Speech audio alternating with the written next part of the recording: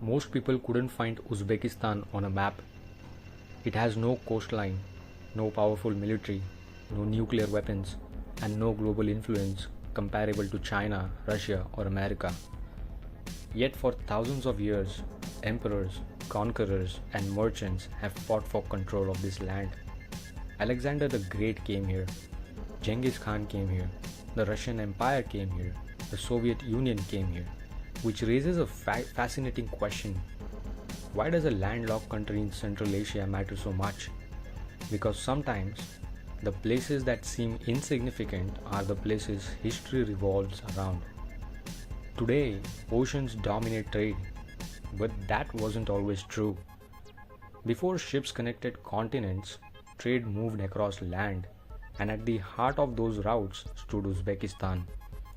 Its cities, Samarkand, Bukhara, Khiva, became jewels of the Silk Road.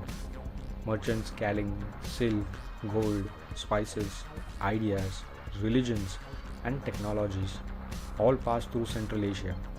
And wherever trade flows, wealth flows. For centuries, Uzbekistan wasn't isolated, it was connected to almost everything.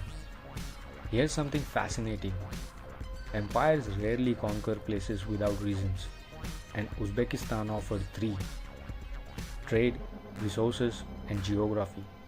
Alexander the Great conquered it, the Mongols conquered it, the Russian Empire absorbed it, and later the Soviet Union controlled it. Because controlling Central Asia meant controlling the crossroad between civilization. History repeatedly revealed the same lessons. Strategic locations rarely stay neutral.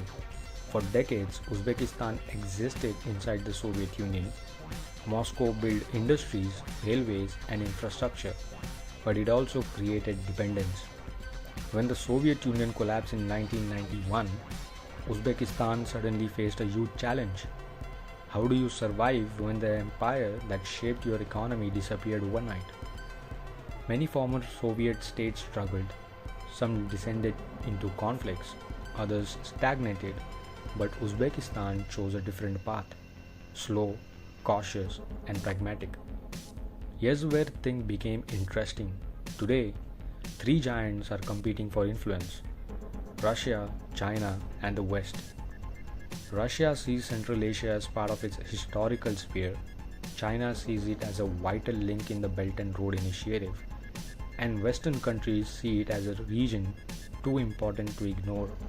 Suddenly, a country many people overlook finds itself at the center of global competition, and that's exactly what happened centuries ago. History is repeating itself. Most people don't realize Uzbekistan possesses enormous resources: gold, natural gas, copper, uranium, rare minerals. In fact, Uzbekistan is one of the world's largest gold producers.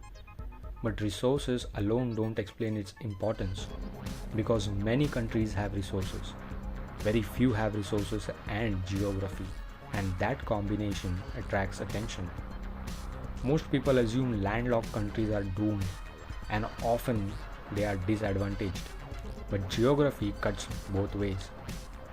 Uzbekistan borders 5 countries, making it one of the few nations that sit at the center of an entire region. In a strange way, its lack of oceans forces it into cooperate, and cooperation creates influence because countries connected to many neighbors often become regional hub. China's Belt and Road Initiative is attempting to revive something ancient: the Silk Road, railways, pipelines, roads, trade corridors, and once again, Uzbekistan finds itself near the center. For thousands of years, geography made Uzbekistan important. Modern infrastructure may make it important again, which leads to a surprising conclusion. Perhaps Uzbekistan isn't rising, perhaps it's returning. Most people think history moves forward, but history often moves in circles. 2000 years ago, trade routes made Uzbekistan valuable. Today, new trade routes made to do the same thing. Different technology, different empires, and same geography, because geography changes very slow and geography often outlives empires.